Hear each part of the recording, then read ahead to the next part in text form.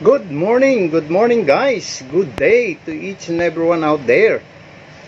Isa na namang update, no, ang gagawin ko ngayon guys, no.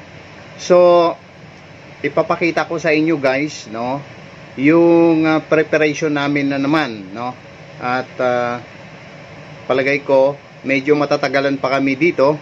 So, iniisip ko guys, no, na magkaroon kami ng maintenance pa, no, more maintenance na gagawin sa makina natin para sinasamantala na rin natin yung chances na pwede pa makapag-maintenance sa makina ng barko. At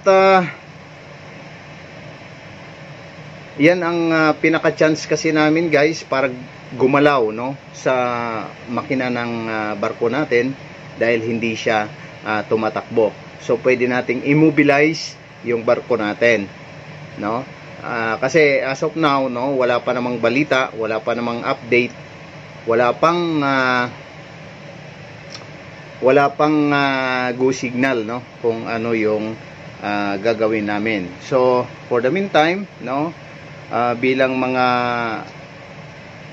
nagtatrabaho rin sa barko, no, as much as possible ginagawa rin namin yung role namin at saka yung trabaho namin, no. It doesn't mean na pag walang business yung barko or walang trade or wala pang biyahe yung barko is nagpapabaya din kami.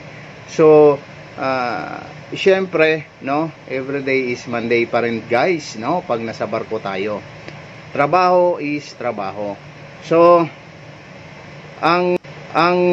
since nakabunot na kami ng 2 piston guys, no, successfully nairaos namin at naibunot namin, nabunot naman namin at naisurvive naman namin yung 2 piston, no.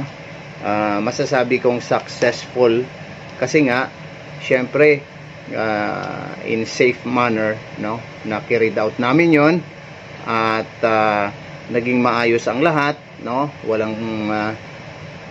walang problema, no, sa pagtanggal at saka sa pagbalik guys. At na-testing na natin yun guys, no. So working goods naman yung makina natin.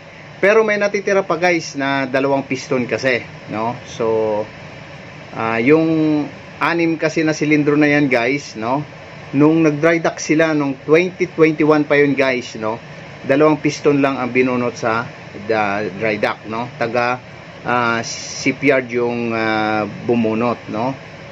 Kasi yung 2 piston na yon binunot nila for inspection at saka sa insurance yun guys, no.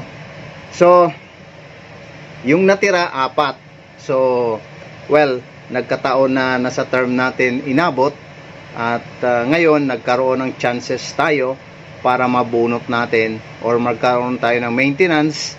So gagawin natin yon syempre kasi nasa term natin, no, during sa tour of duty natin. So gagampanan natin yung dapat gampanan. So ngayon guys, no, ipapakita ko sa inyo na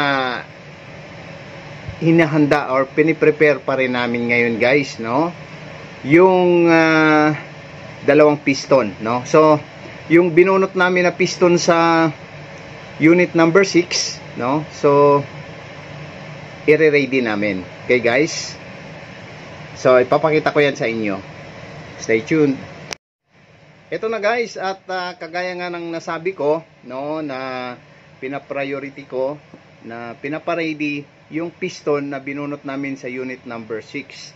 At nung after linisin, no, so nung after linisin yung piston na kinuha natin sa binunot natin sa unit number 6, no, is okay naman siya, no, yung clearance ng mga piston rings, no, yung clearance doon sa sa groove, no, ring groove at saka piston ring, nasa naman siya, nasa allowable limit pa siya.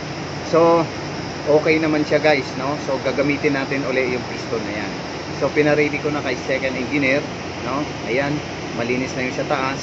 Ngayon babanata naman niya or inaayos niya, nire-ready niya yung stuffing box natin guys. So yung ginagawa niya ngayon guys, stuffing box na lang. Yung piston ring, yung piston crown natin, yung piston mismo, no, nung nasa taas, malinis na yon. So ready na yun guys, no, at nakuna na ng clearance.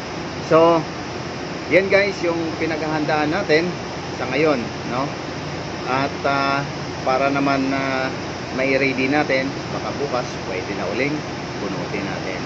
So yan guys yung update ko sa ngayon.